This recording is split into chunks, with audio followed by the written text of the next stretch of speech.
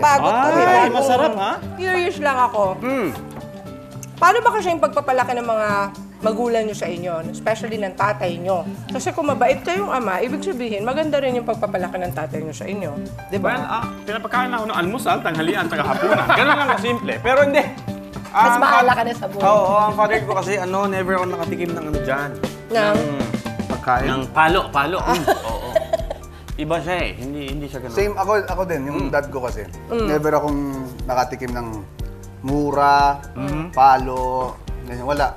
Puro usap. Ngayon na meron na kayong mga sari-sariling anak ninyo, ginagamit nyo ba yung ganong klaseng pagpapalaki din sa anak nyo?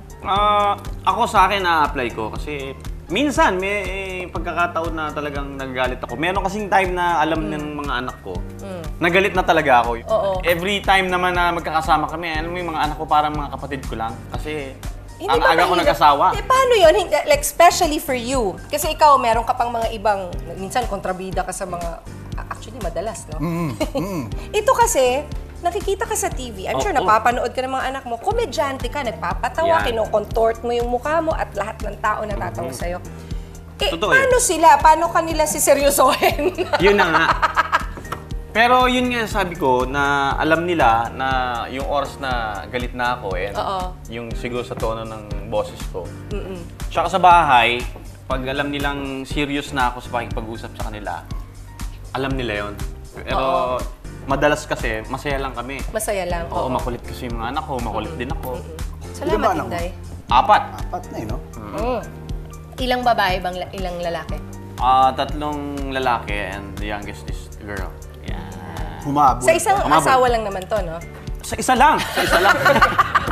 Nagulat ako sa tanong. Ayusin mo yung sagot mo. Hindi, nasagot ko ng tama, di ba? Nasagot mo naman, ayusin mo. O ito naman si Paolo. Like, sabi mo nga, medyo bihira mo na kakasama yung mga anak mo. Pero pag nagkita naman kayo, ano naman ang ginagawa mo? Hindi mo ba minsan mapigil yung sarili mo, kundi spoil na lang? Kasi parang sayang naman, magkikita kayo, inaaway mo pa, di ba? Pinapagalitan mo Hindi pa. hindi ko naman sinospoil kasi ayoko naman maging spoiled. Lalo pag, alam mo yung pag dumating sa akin, alam nila na magwawala sila. Hindi pwede yung ganun. Oo, hindi pwede. Napapagalitan ko pa rin. Kasi 4 and 3 lang naman yung dalawang kids. 4 and 3. 4 and 3. So, kung mag-attitude man sila, konting tingin lang, iiyak na yun, tapos yayakap na lang sa akin. Wala na. Alam na nila. Tunaw na ako. Tunaw na, So, you have 2 girls. I have 2 girls. And? May mga ganun ka pang tanong eh. Ay! Pa rin po tayo sa Sarap Diva. Alam mo, siguro ang sarap niyong maging tatay kasi balance yung pagiging nakakatawa sa pagiging stricto. Pero kung nalulungkot kunwari, like especially ikaw, malalaki na yung mga anak mo, kung medyo may pinagdadaanan yung mga anak mo, paano mo napapatawa? Meron times kasi na pag malungkot yung mga anak ko, niloloko ko lang sila na parang Nagpapakapekto ka. nagpapaka-pekto na makulit. Inahawakan ko, gano'n. Nagbabanding kami, parang nag-wrestling kami doon sa kama. Gano'n. Ganun lang. Kulitan. Ganun lang. Okay na kami. Lumalabas yung pagiging komedyante mo, kumbaga. Ikaw naman. Wala pa eh.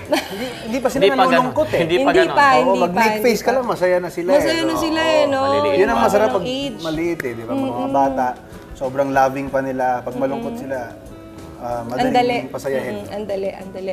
Tsaka nai-enjoy mo siguro yung ganitong age. Yes, actually. Sobra. Kasi ako, sobra kong nai-enjoy yung anak ko na 2.5. Yung ang dami ng mga opinyon sa buhay, meron na siyang mga ganon, may mga diskarte na siya na nakakatawa. Ay, nako, grabe. Believe ako sa inyong dalawa at syempre, believe ako sa lahat ng tatay sa buong mundo. Kaya po, thank you very much to Paolo Contis and of course to Pekto.